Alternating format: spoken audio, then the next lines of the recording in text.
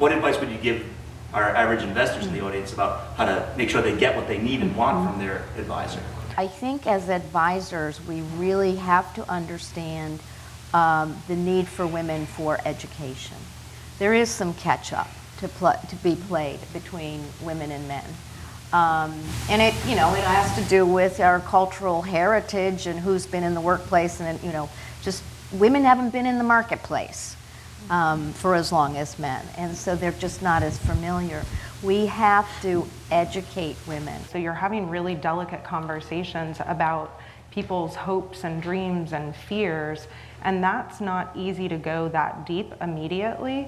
And so I think it's building the rapport, but also being willing to share information, or asking, if you're working with an advisor, perhaps in most of your conversations revolve around portfolio returns, or how much should you be putting in your 401k. I think it's opening up the dialogue of what other resources do you have around facilitating conversation, or talking about kind of my other goals as it impacts my financial future. The bottom line is that the relationship between an advisor and their clients should be one where, yes, there's a level of accountability, but there's also a tremendous amount of respect between the individuals, so that it can facilitate that trust and that open dialogue.